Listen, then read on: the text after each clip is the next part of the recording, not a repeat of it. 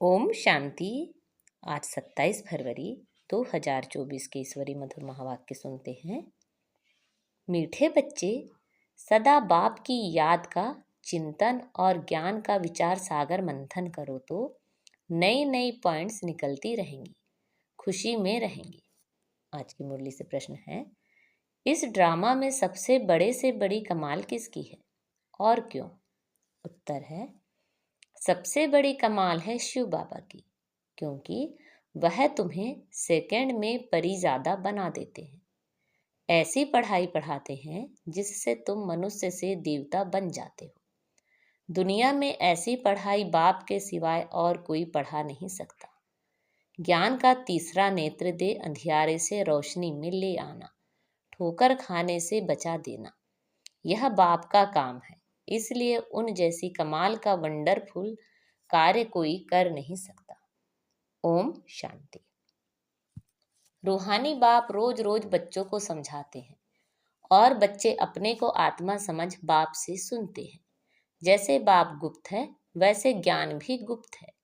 किसी को भी समझ में नहीं आता है कि आत्मा क्या है, परम पिता परम आत्मा क्या है। तुम बच्चों की पक्की आदत पड़ जानी चाहिए कि हम आत्मा हैं। बाप हम आत्माओं को सुनाते हैं। यह बुद्धि से समझना है और एक्ट में आना है। बाकी धंधा आदि तो करना ही है। कोई बुलाएंगे तो जरूर नाम से बुलाएंगे।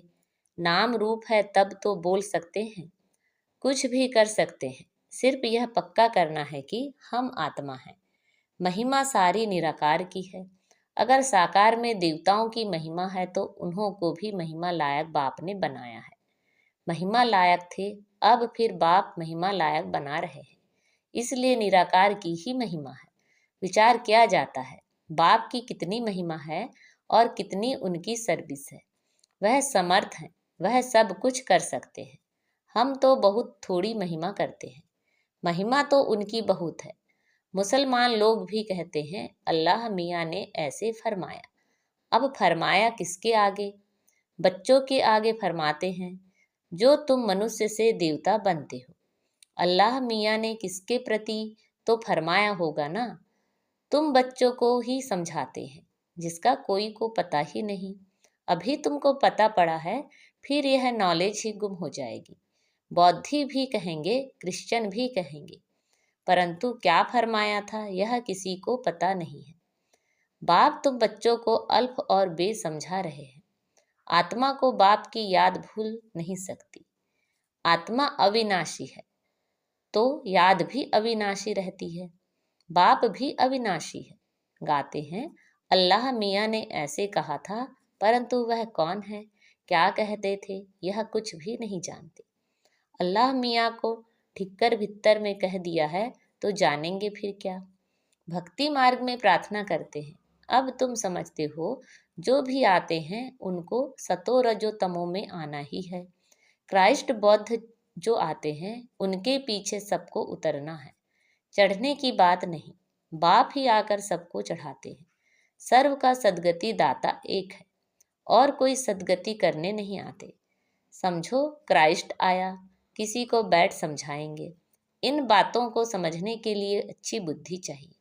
नई नई युक्तियां निकालनी चाहिए। मेहनत करनी है, रत्न निकालना है।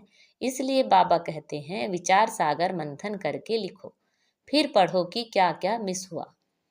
बाबा का जो पाठ है वह चलता रहेगा। बाप कल्प पहले वाली नॉलेज सुनाते हैं। यह बच्चे जानते हैं कि जो धर्म स्थापन करने आते हैं उनके पीछे उनके धर्म वालों को भी नीचे उतरना है। वह किसी को चढ़ाएंगे कैसे? सीढ़ी नीचे उतरनी ही है। पहले सुख पीछे दुख। यह नाटक बड़ा फाइन बना हुआ है। विचार सागर मंथन करने की जरूरत है।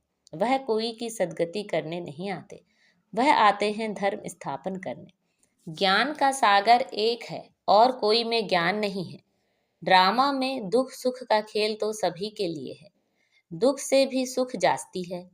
ड्रामा में पाड़ बजाते हैं तो जरूर सुख होना चाहिए। बाप दुख थोड़े ही स्थापन करेंगे। बाप तो सबको सुख देते हैं। विश्व में शांति हो जाती है। दुख धाम में तो शांति हो ना सके, शांति तब मिलनी है जब वापिस शांति धाम में जाएंगे। बाप बैठ समझाते हैं, यह कभी भूलना नहीं चाहिए कि हम बाबा के साथ हैं। बाबा आया हुआ है असुर से देवता बनाने। यह देवताएं सदगति में रहते हैं तो बाकी सब आत्माएं मूल वतन में रहती हैं। ड्रामा में सबसे बड़ी कमाल है बेहद के बाप की, जो तुमको परी ज्यादा बनाते हैं।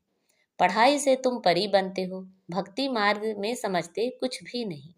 माला फेरते रहते हैं, कोई हनुमान को, कोई किसी को याद करते हैं। उनको याद करने से फायदा क्या? बाबा ने कहा है महारथी, तो उन्होंने बैठ हाथी पर सवारी दिखा दी है। यह सब बातें बाप ही समझाते हैं।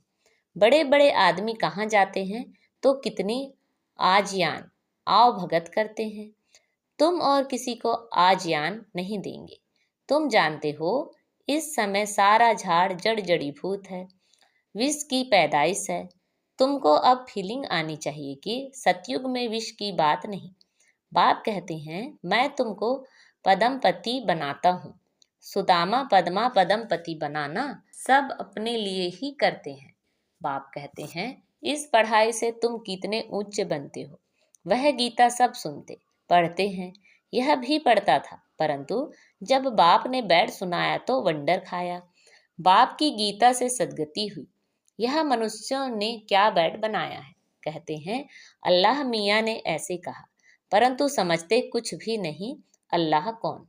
देवी देवता धर्म वाले ही भगवान को नहीं जानते हैं तो जो पीछे आते हैं वह क्या जाने। सर्वशास्त्रमयी शिरोमणि गीता ही रॉन्ग कर दी है तो बाकी फिर शास्त्रों में क्या होगा। बाप ने जो हम बच्चों को सुनाया वह प्राय लोप हो गया। अब तुम बाप से सुनकर देवता बन रहे हो। पुरानी दुनिया का हिसाब तो सबको चुकतू करना है, फिर आत्मा पवित्र बन जाती है। उनका भी कुछ हिसाब किताब होगा तो वह चुकतू होगा। हम ही पहले पहले जाते हैं, फिर पहले पहले आते हैं। बाकी सब सजाएं खाकर हिसाब किताब चुकतू करेंगे। इन बातों में जास्ती ना जाओ। पहले तो निश्चय कराओ कि सबका सदगति दाता बाप है, टीचर गुरु भी है, वह एक ही बाप है। वह है अशरीरी। उस आत्मा में कितना ज्ञान है, ज्ञान का सागर, सुख का सागर है। कितनी उनकी महिमा है। वह भी आत्मा, आत्मा ही आकर शरीर में प्रवेश करती है। सिवाय परम पिता परम आत्मा के तो कोई आत्मा की महिमा कर नहीं सकते, और सब शरीरधारियों की महिमा करेंगे। यह है सुप्रीम आत्मा। बिगर शरीर आत्मा की महिमा सिवाय एक निराकार बाप के कोई की हो नहीं सकती। आत्मा में ही ज्ञान के संस्कार हैं। बाप में कितने ज्ञान के संस्कार हैं। प्यार का सागर, ज्ञान का सागर। क्या यह आत्मा की महिमा है? कोई मनुष्य की यह महिमा हो ना सके। श्री कृष्ण सतयुग का पहला नंबर प्रिंस है। बाप ही आकर बच्चों को वर्षा देते हैं, इसलिए उनकी महिमा गाई जाती है। शिव जयंती हीरे तुल्य है। धर्म स्थापक आते हैं, क्या करते हैं? समझो क्राइस्ट आया, उस समय क्रिश्चियन तो है नहीं, किसको क्या नॉलेज देंगे? करके कहेंगे अच्छी चलन चलो। यह तो बहुत मनुष्य समझाते रहते हैं, बाकी सदगति की नॉलेज कोई दे ना सके। उनको अपना अपना पाठ मिला हुआ है। सतो रजो तमो में आना ही है। आने से ही क्रिश्चियन की चर्च कैसे बनेगी? जब बहुत होंगे, भक्ति शुरू होगी, तब चर्च बनाएंगे। उसमें बहुत पैसे चाहिए, लड़ाई में भी पैसे चाहिए। तो बाप समझाते हैं यह मनुष्य सृष्टि झाड़ है। झाड़ कभी लाखों वर्ष का होता है क्या? हिसाब नहीं बनता। बाप कहते हैं हे बच्चे, तुम कितने बेसमझ बन गए थे, अभी तुम समझदार बनते हो। पहले से ही तैयार होकर आते हो राज्य करने। वह तो अकेले आते हैं, फिर बाद में वृद्धि होती है। झाड़ का फाउंडेशन देवी देवता, उनसे फिर 3 ट्यूब निकलती हैं। फिर छोटे छोटे मठ पंथ आते हैं, वृद्धि होती है, फिर उनकी कुछ महिमा हो जाती है, परंतु फायदा कुछ भी नहीं। सबको नीचे आना ही है। तुमको अभी सारी नॉलेज मिल रही है। कहते हैं गॉड इज नॉलेजफुल, परंतु नॉलेज क्या है यह किसी को मालूम नहीं है। तुमको अभी नॉलेज मिल रही है। भाग्यशाली रथ तो जरूर चाहिए। बाप साधारण तन में आते हैं, तब यह भाग्यशाली बनते हैं। सतयुग में सब पदमा पदम भाग्यशाली हैं। अब तुमको ज्ञान का तीसरा नेत्र मिलता है, जिससे तुम लक्ष्मी नारायण जैसे बनते हो। ज्ञान तो एक ही बार मिलता है। भक्ति में तो धक्के खाते हैं, अंधियारा है। ज्ञान है दिन, दिन में धक्के नहीं खाते। बाप कहते हैं, भल घर में गीता पाठशाला खोलो। बहुत ऐसे हैं जो कहते हैं, हम तो नहीं उठाते, दूसरों के लिए जगह देते हैं। यह भी अच्छा। यहाँ बहुत साइलेंस होनी चाहिए। यह है होलीएस्ट ऑफ होली क्लास, जहाँ शांति में तुम बाप को याद करते हो। हमको अब शांति धाम जाना है, इसलिए बाप को बहुत प्यार से याद करना है। सतयुग में 21 जन्म के लिए तुम सुख शांति दोनों पाते हो। बेहद का बाप है, बेहद का वर्षा देने वाला। तो ऐसे बाप को फॉलो करना चाहिए। अहंकार नहीं आना चाहिए, वह गिरा देता है। बहुत धैर्यवत अवस्था चाहिए, हट नहीं।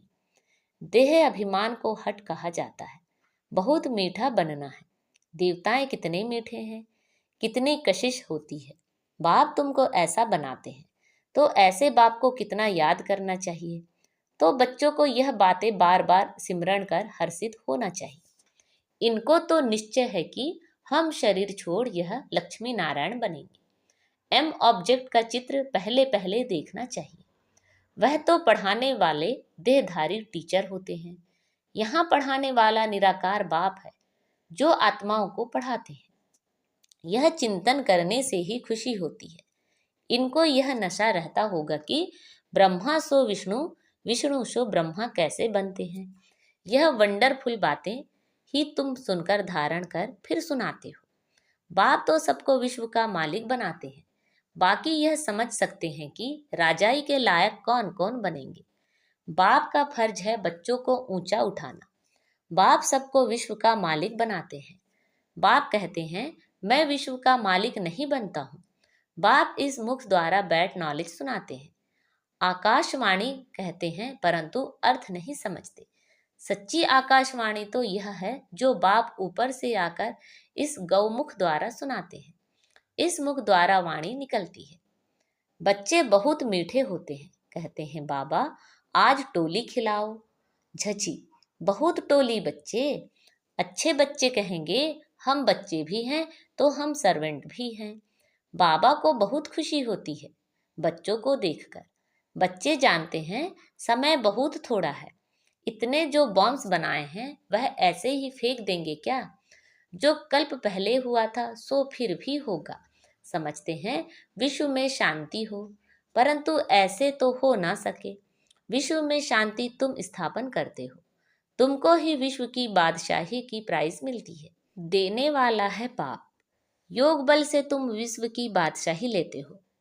शारीरिक बल से विश्व का विनाश होता है। साइलेंस से तुम विजय पाते हो। अच्छा, मीठे मीठे से खिलते बच्चों प्रति माता पिता बाप दादा का याद प्यार और गुड मॉर्निंग। रूहानी बाप की रूहानी बच्चों को नमस्ते। हम सब रूहानी बच्चों की रूहानी माता पिता बाप दादा को याद प्यार गुड मॉर्निंग और नमस्ते। आज की मुरली से धारणा के लिए मुख्य सार हैं, अपनी अवस्था बहुत धैर्यवत बनानी है। बाप को फॉलो करना है। किसी भी बात में अहंकार नहीं दिखाना है। देवताओं जैसा मीठा बनना है। सदा हर्षित रहने के लिए ज्ञान का सिमरण करते रहो। विचार सागर मंथन करो। हम भगवान के बच्चे भी हैं तो सर्वेंट भी हैं। इसी स्मृति से सेवा पर तत्पर रहो।